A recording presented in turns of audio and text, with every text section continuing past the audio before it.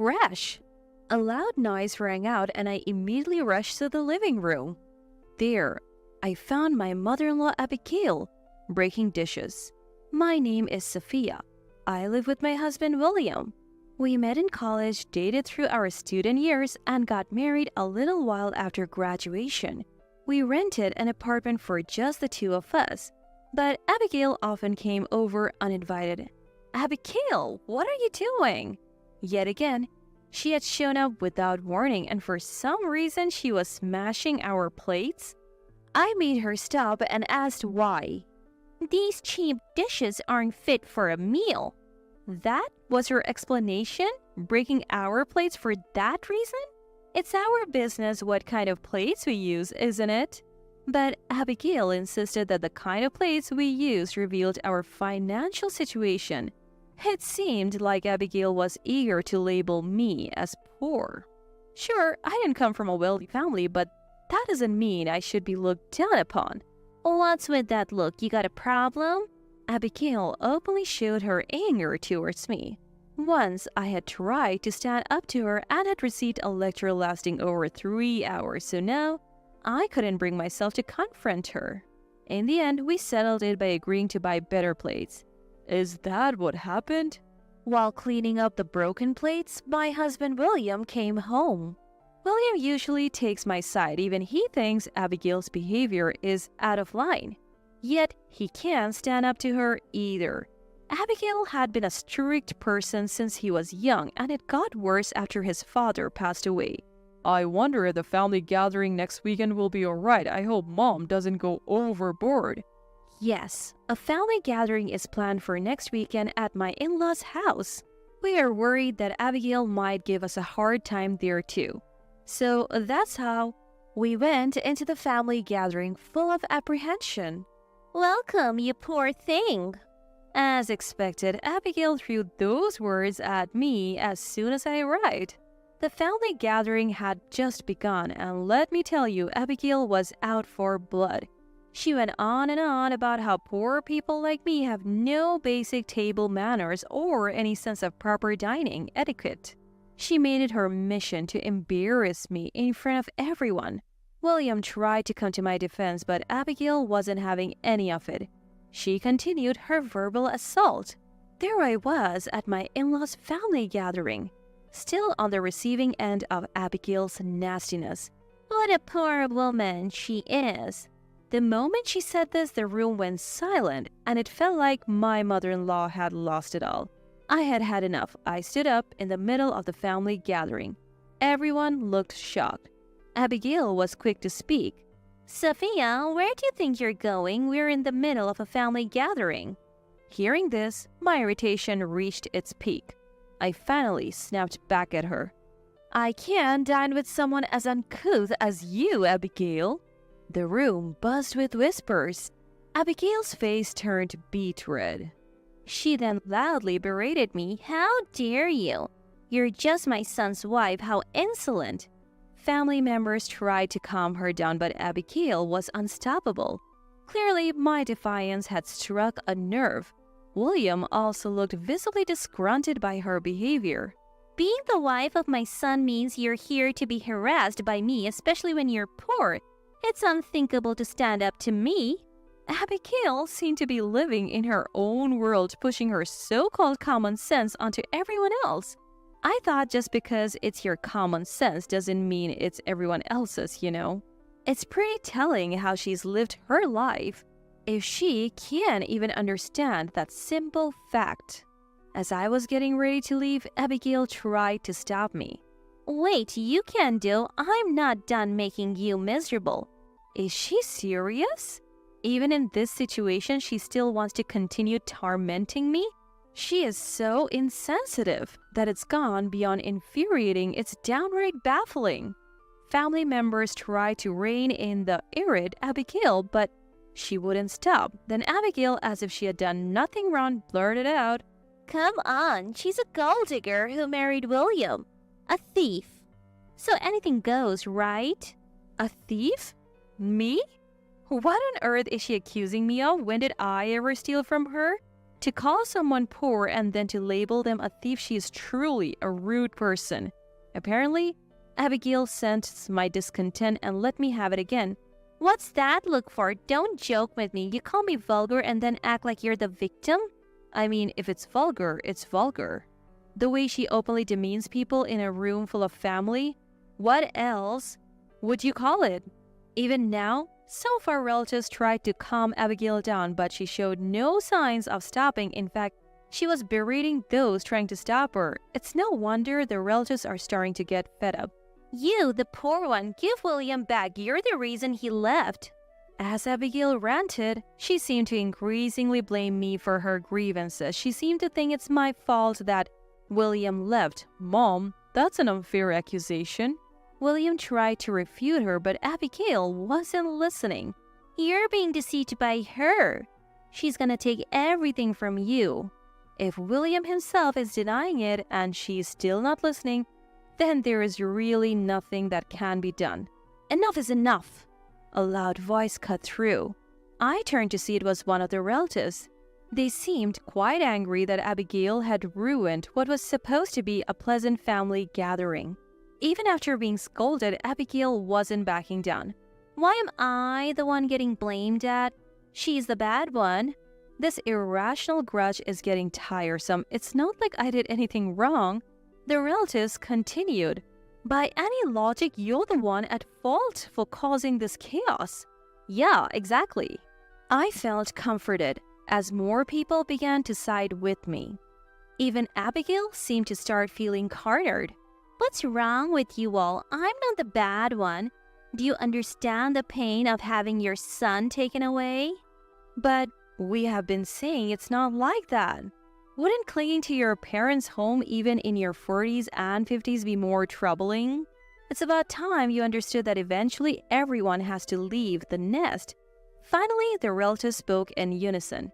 Get out. You're ruining this. They tried to eject Abigail from the family gathering.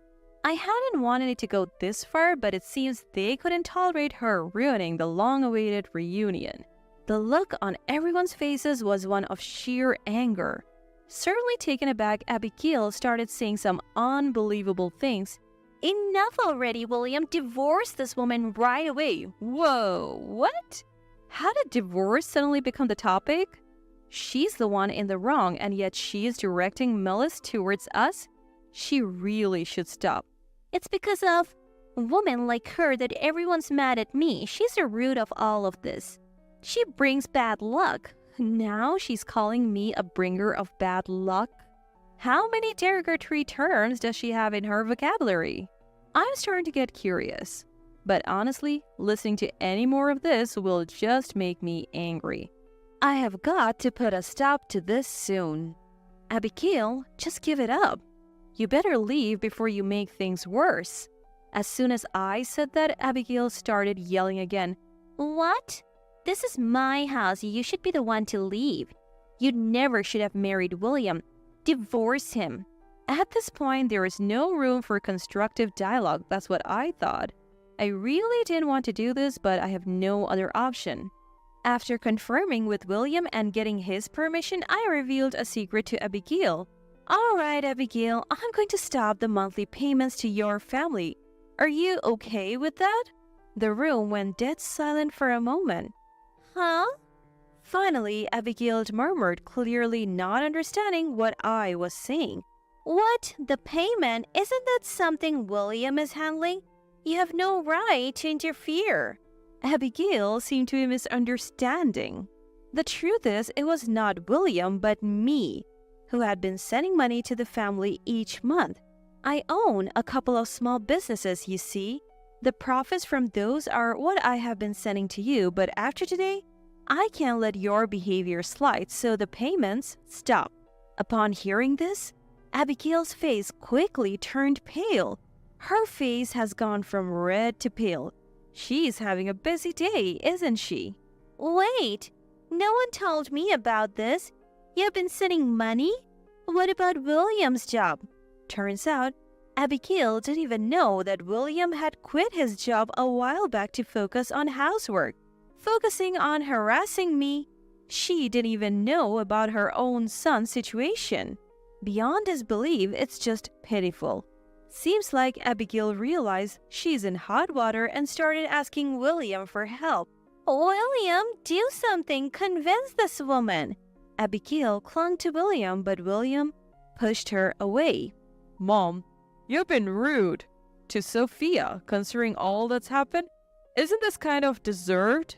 William seemed quite angry about how I had been treated until now. Perhaps hurt by her son's defiance, Abigail began to cry.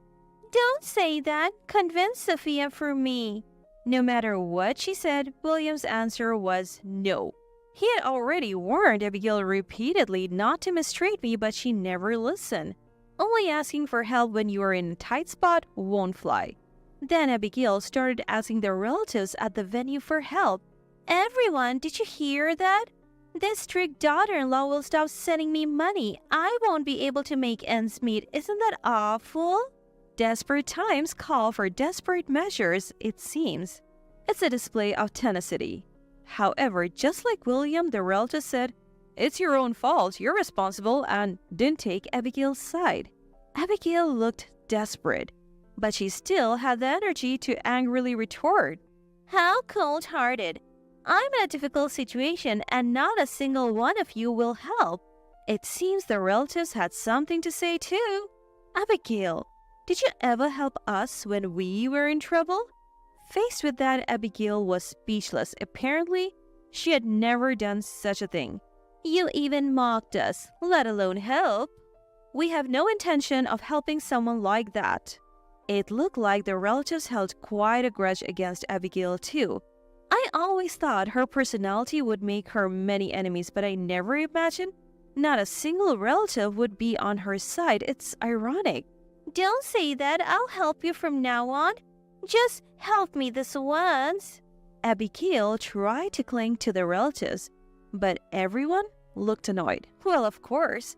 Only asking for help when it suits you and crying while doing it, that's obviously annoying. Not a single voice said that they would help Abigail. Only those who pushed her away. Eventually, Abigail started lashing out unfairly at the whole family. What a bunch of jerks. I have been begging here. The least you could do is help me out. Really? Maybe if you had helped others before, you wouldn't be in this spot. This endless shifting of blame. She's probably spent her whole life acting this way. Finally, she started berating me again. Sophia, keep sending me money. Divorce, fine, but the money has to keep coming. What an unreasonable demand. There's no way I could agree to that. Hearing this, family members and even William spoke up. That's way too much, even for you. Stunned, Abigail responded. What? It's not my fault. Sophia is the one to blame. She kept repeating her claim. I'm amazed she can still say that after making everyone so angry. Soon, the atmosphere shifted towards kicking Abigail out. Cornered at the entrance, she protested. Wait, this is my house. Why should I be kicked out? Ignoring her, everyone pushed Abigail out of the door. You are a nuisance. Just go away already. With that, Abigail was finally out. Wait, please, help me. I was wrong. We could hear her cries from outside, but no one paid any attention. After that, we all enjoyed the rest of the evening with our relatives and William. By the time the gathering ended and everyone dispersed, Abigail was still crouched outside. Ignoring her, everyone went back to their own homes. We did too. True to my word, I stopped sending money to Abigail. She was left scraping by on just spousal benefits, eating nothing but beans every day.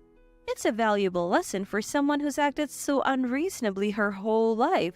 As for William and me, we upgraded from our small apartment to a nicer one and continued to live happily.